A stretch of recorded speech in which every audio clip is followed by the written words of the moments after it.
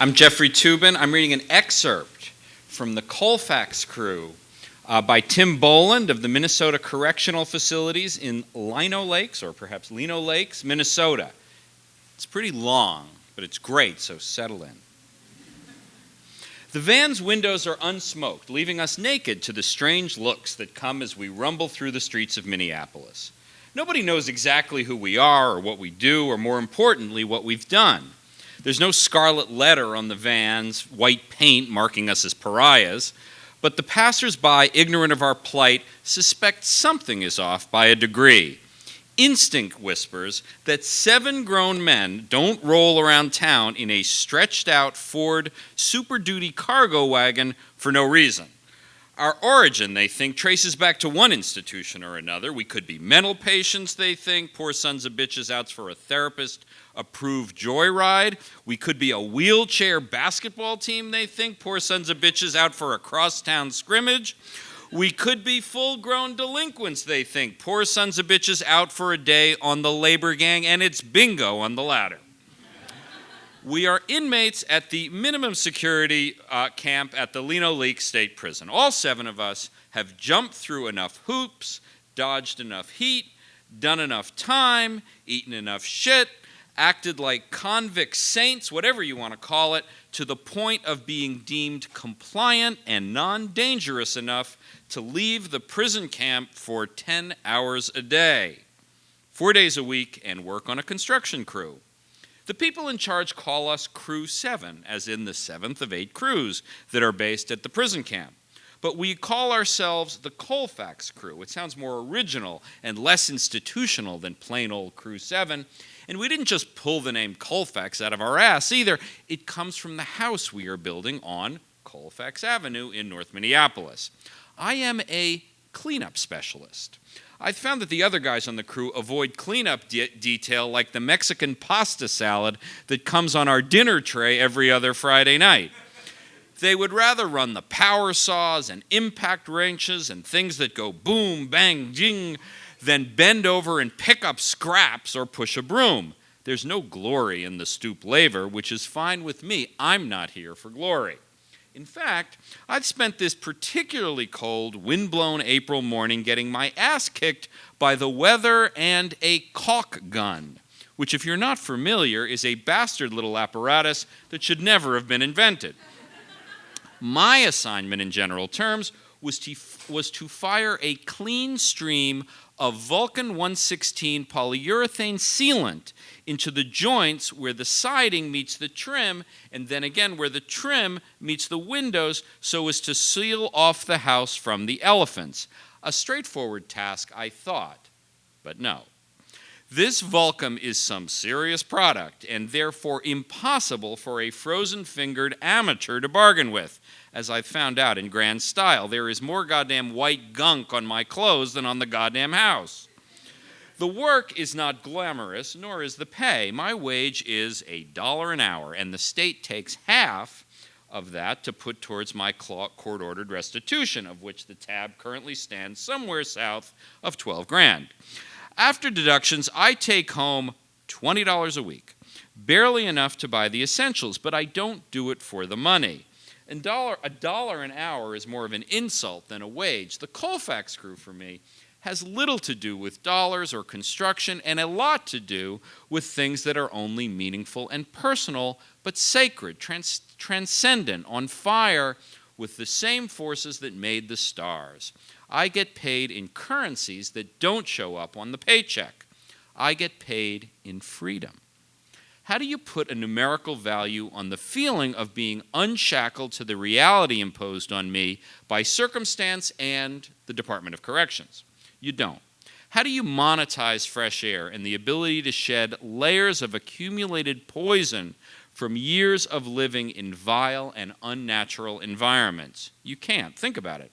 You put a mouse in a cage for several years and subject it to all sorts of stresses and strip it naked and make it piss in a cup for the sake of security and deprive it of sex and privacy and dignity, and then cram a bunch of other mice into the cage that are subjected to the same myriad stresses and deprivations, and so forth, and then you subject them all to each other. Do that to a mouse and see if it comes out of that cage unmarked by the experience. It's just like the warden tells Cool Hand Luke. You got to get your mind right, boy. Well, that's what I do. I get my mind right. Every day I'm out on the Colfax Crew, I feel a little more like a man and less like a mouse. I get paid in trust. Only a few years ago, inside the penitentiary walls, it would have been inconceivable to be trusted with a pair of plastic kindergarten scissors, let alone an air gun that could shoot a 16-penny nail right through your skull. And beyond the deadly equipment, we are trusted to remain on the job site and not go AWOL. There's no physical barrier stopping us from becoming fugitives, but we know there would be extreme hell to pay if we did. The guillotine would fall on the whole crew, the whole camp, not just the asshole who took the liberty, and I'll speak for myself. I lost most, if not all, of my credibility well before I got to prison. I mean, I'm still 10 different shades of train wreck, but at the same time, I made it a point to rebuild a certain level of trust with others as well as myself. After coming this far, it's a priceless feeling to be trusted again. I get paid in perspective. For as long as I've failed to grasp the nearsightedness caused by long-term confinement, from the inside of a prison cell, the world becomes small and the view narrow and distorted. As a result, I've gotten used to operating on the automatic, unconscious belief that somehow my problems registered on the scale of importance. Being out in the living, breathing landscape enlarges the view by multitudes, and not just by what I see, but by what I think and how I perceive. In the first 5 minutes of my day out with the crew, it became clear that my biggest crisis is of the world's least concern. And I've changed my mind about forever. It wasn't long ago I had no concept of linear time. It was just this great big elastic expense with no beginning or end. Call it shadow, moronic infatuation with what's happening and what's possible right in the very moment. But having spent a good part of my 30s in a cage and having soldiered through a marathon of pain and loss and disgrace and endless hours of quiet introspection, and having felt the unmistakable burn of being slowly expunged from relevance, I realized that time is a finite quality. And now, 6 years older, a little grayer, a little wiser, a little less prone to irrational impulse, I think, Jesus, I am not a kid anymore. I better make use of the time I've got left. Toward the end of the afternoon downslope, we get back in the van. Everyone's dog-tired from the day's campaign. Some of the guys doze off by the time we get on the highway, but not me. I want to look out the window and take in the day's waning freedom. I want to revisit all the things I left behind, to be acutely aware of my past, to acknowledge it, to own it. Every day we pass the baseball field at the University of Minnesota, and I see my ghost circa 1997, hotshot freshman shortstop, rounding the bases after hitting a belt-high fastball over the center field fence. Sure as hell of my place in the universe. We pass by the Minneapolis Farmers Market, and I see my ghost circa 2002, strolling along the aisles with my wife, picking out fresh tomatoes and asparagus, enjoying being young and in love, oblivious to the truths that would lie ahead. We pass by the Doubletree Hotel, and I see my ghost circa 2007, strung out on coke, sitting on the back seat of a squad car, waiting for the cops to dig through my Chevy Malibu, and knowing what they would find, thinking my days were over when they found it. It's a strange sensation and tough on the heart, rolling along the same roads I've traveled 1 billion times and seeing haunted reminders of my former life, seeing its trajectory rising, and then at some unmapped point, hitting something cold and dark and hard and free-falling into blackness.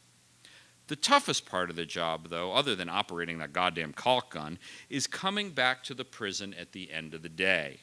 When the van pulls into the prison guards, I feel a surge of depressive reality course through my veins. Then the undertow of gravity after a bloody battle in the trenches, when a man is covered in dirt and sawdust and paint, and his ears ring from getting blasted with the megadecibels all day, and his fingers ache from frostbite's aftermath, and his back is sore from humping shingles up a 20-foot ladder. He feels like he should retire to his own abode and lay his head down on his own pillow. But as in all situations in the grand scheme, my situation is transient. I've got less than a year before this chapter of madness is over, and I'm released into the same world I inflicted my demons upon. Sometimes I stare at my wall calendar, not the part with the half-naked Scarlett Johansson staring back at me, but the part with the grid of months and weeks and days.